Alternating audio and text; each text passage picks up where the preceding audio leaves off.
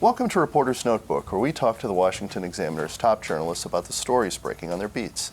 I'm Jim Antle. I'm joined today by energy and environment reporter Jeremy Beaman. Jeremy, there's been all this talk about permitting reform. There's a bill. Republicans have a bill. What are the big ticket items? What are we seeing in this legislation? This is the Manchin-Schumer permitting proposal that was struck as part of the larger deal over the Inflation Reduction Act, the Democratic reconciliation bill. Manchin said he'd support that if they put together this permitting reform bill and Senate on the House floor, on the floor of the Senate and the House before the end of the fiscal year. So that's what we have. We have the bill now. Manchin released in August released a sort of one-page outline with all the provisions. So this is basically what we want to do. Now we have the bill. What's in it is mostly a lot of the big name provisions on the outline made it into the final legislation. There's one provision that would require the Mountain Valley Pipeline, this pipeline that's very controversial, originating in West Virginia, that would go down to carry natural gas down to the state of Virginia and on to North Carolina too. That's one part of it. It's been held up in court, and obviously Manchin supports it because it's a home state thing. Right. So it would be ordered to be approved.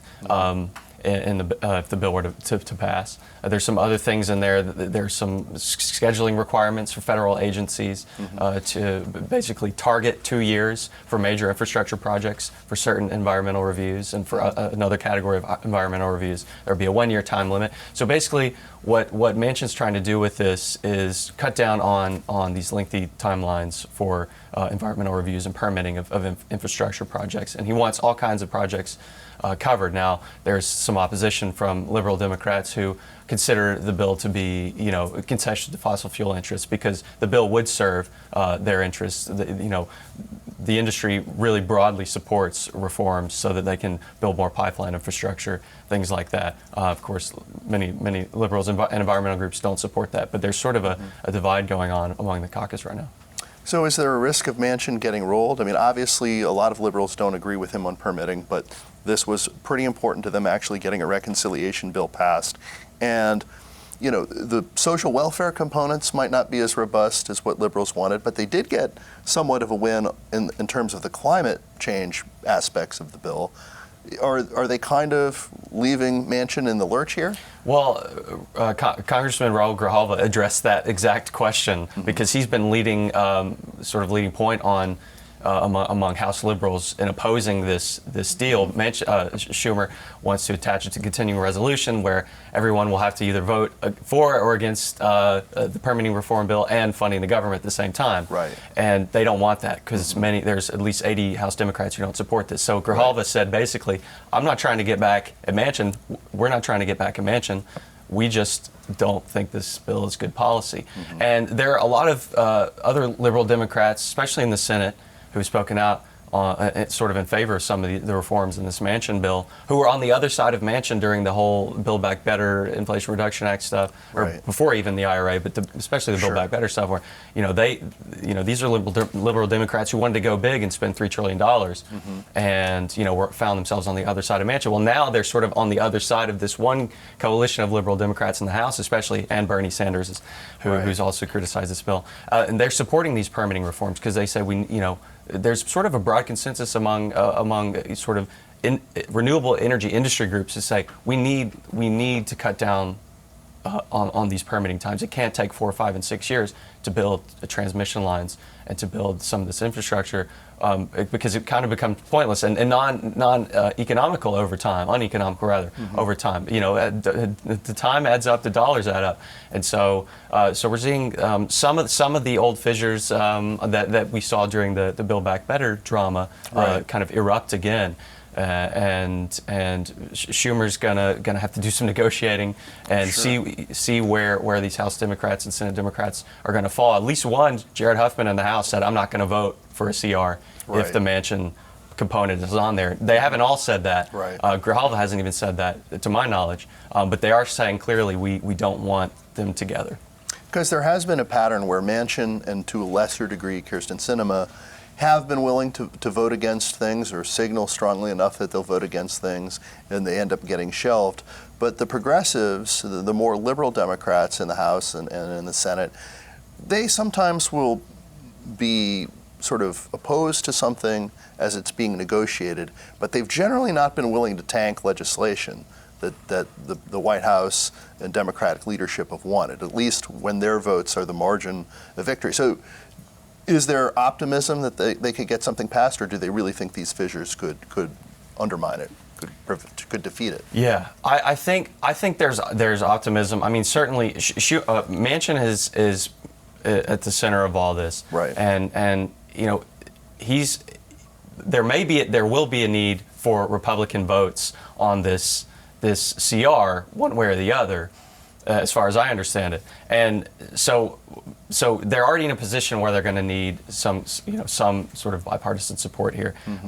Republicans broadly don't want to sort of give Manchin, Schumer another win because they feel burned, even though Manchin's not among them. He kind of is in some ways because he's so frequently the recipient of the ire from the left.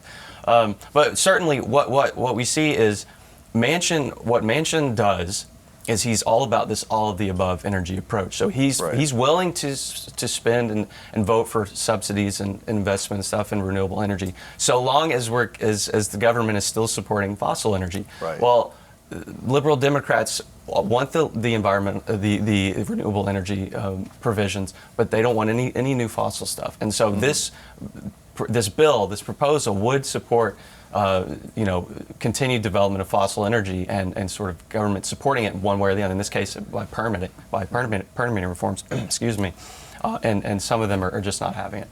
So some of this would seem to be right up Republicans' alley, at least a number of Republicans.